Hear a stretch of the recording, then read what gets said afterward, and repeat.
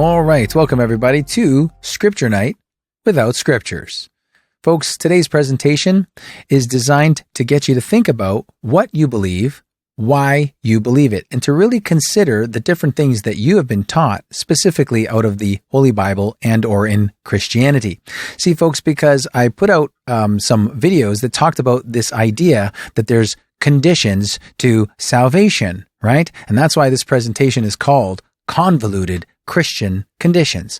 As I mentioned before, we're going to need to know then, if we are saved with conditions, we're going to need to know what the conditions are. And the conditions have to be very thorough. Now, many of you that are my subscribers are starting to see, well, yeah, that's a bit of a problem because how are we going to be for sure on what the conditions are?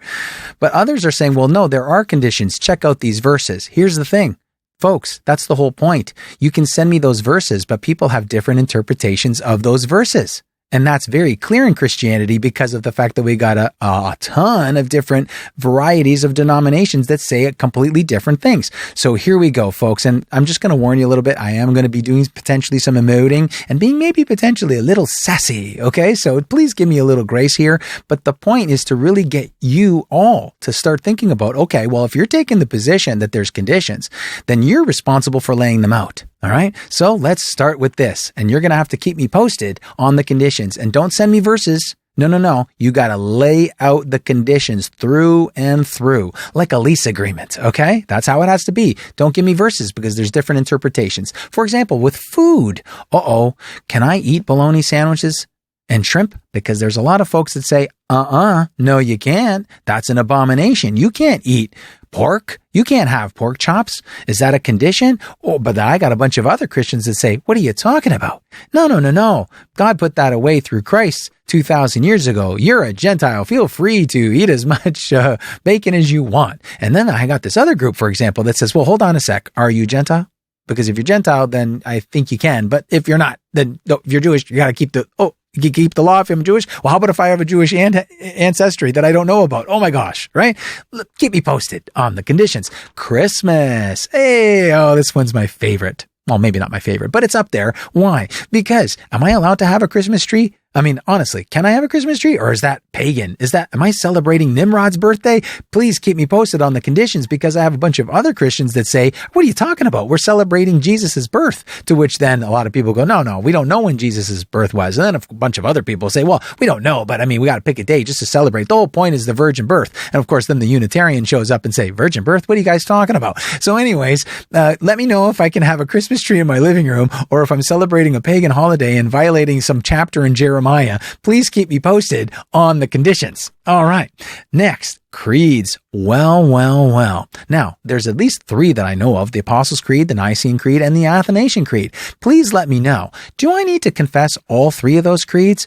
Now, and if I do confess all 3 creeds, do I just have to confess them? Because I'm going to be quite direct. Some of the Nicene Creed, and especially the Athanasian Creed, I don't really understand that thing. I mean, honestly, worshiping God in Trinity and unity and unity and Trinity, I just don't really understand how to do that. So is that required? Do I have to understand it, or do I just have to say it? And then really at the end of the day, who cares if I understand it, right? Because I don't need to, because I just have to say it. But other people say, no. You have to be, worshiping God in Trinity. So you got to know how to do that. And then I'm not really sure. So keep me posted on the creeds, which of course leads me to the Trinity, right? Listen, I have to ask you, what's the conditions on the Trinity? Because some people are modalists, right? And they have different versions of the Trinity. Some people don't actually even agree with the Trinity at all. And some people do, but they say that there's an order to it. So please keep me posted on how you're going to work out the Trinity thing, because I'm going to need to know those conditions, right? Because we're talking about my salvation here, and you're responsible for laying out those conditions. Good works. Oh boy, good works. This one's going to be good. Are you ready? Okay. So since even Luther said you're not saved by faith alone, because saving faith can never be alone, I'm going to have to ask you a little question.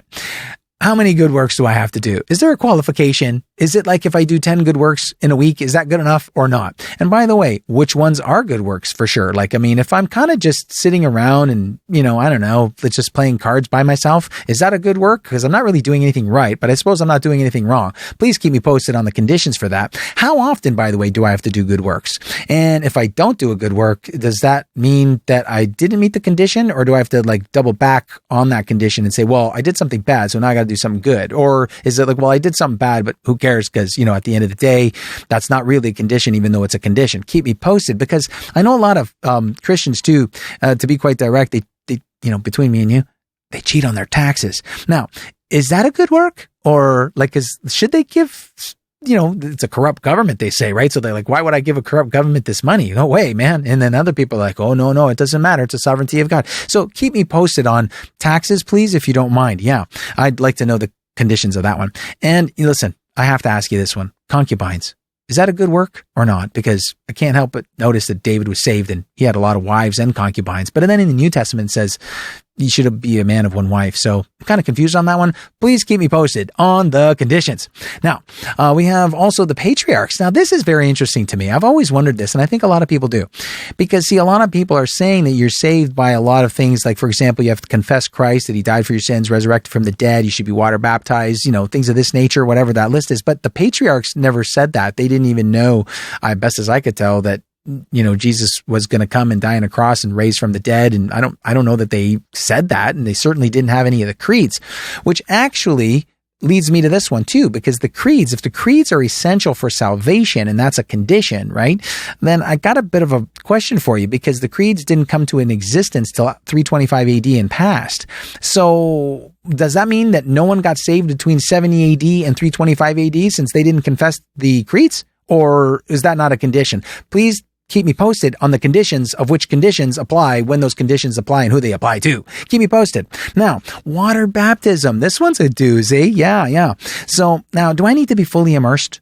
Because some people say that, baby baptism is okay. Like, in fact, you should do baby baptism just in case something, God forbid, happens to that baby prior to, a specific age. But other people say, no, you got to wait, because Jesus was around 27 or 30 years old. So, but then other people are like, well, but my 14-year-old wants to get baptized. But then, like, is that the condition? Like, is there an age condition on that? I'm not really sure. But at the end of the day, do baby baptisms count or not? Please keep me posted on those conditions. And by the way, one other one too, because I had this one come at me and I just wasn't sure what the condition was. Someone said that they were baptized by a pastor, that eventually 10 years later, they found out that pastor completely left the faith and is now an atheist. Does their baptism count, or do they have to get rebaptized? Keep me posted on the conditions. Now, tongues. Ooh, boy, oh boy, oh boy. You want to start an argument? Just dig into 1 Corinthians. Tongues. Just wondering, is tongues evidence of salvation? Is it required? Do you have to be good at tongues? Is it languages, or is it not really languages? Please keep me posted on the tongues scenario and the conditions for that one.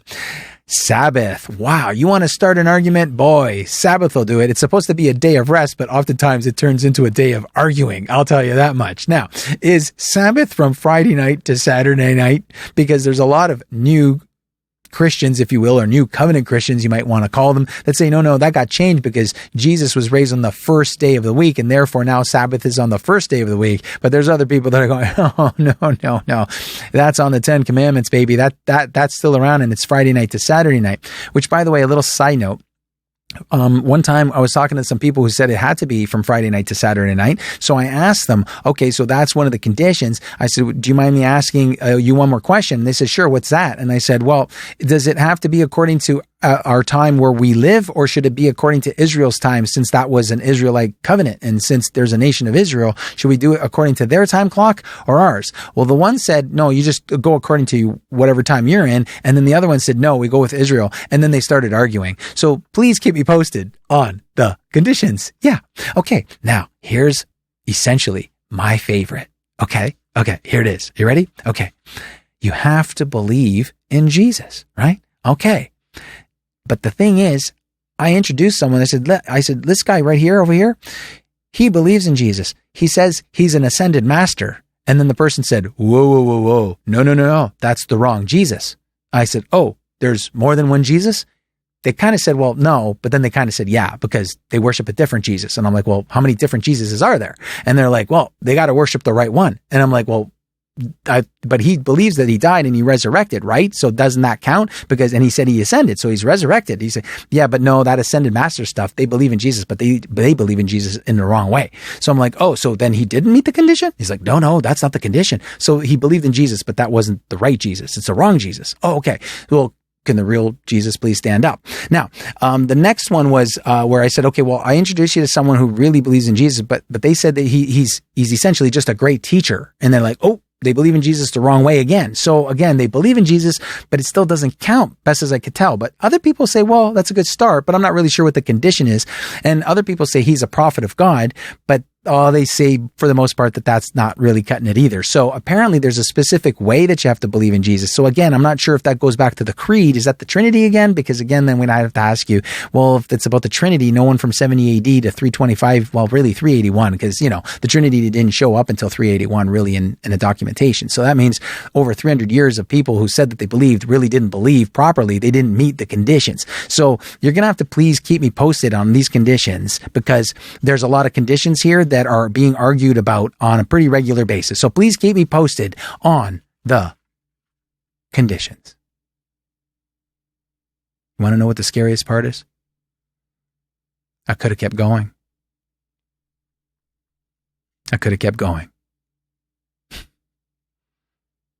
So, folks, it's up to you, but if you want to dance in that playground, then that's up to you. I don't dance in that playground. I trust in God's grace. And I believe that Christ delivered the message. And that even though I'm sure that I will fall short, I'm still going to lean into the fruits of the Spirit and trust that God has enough mercy for me. And I'm going to continue to believe that He has enough grace and mercy for all people. I hope this gets your thoughts thinking about whether or not you want to play in this convoluted Christian condition playground, because they're going to put at least 1,000 doors in front of you, maybe more. And they can't all be right.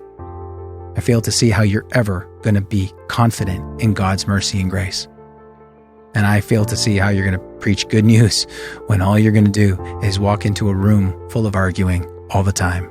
And I fail to see how that brings any faithfulness, any hope and encouragement.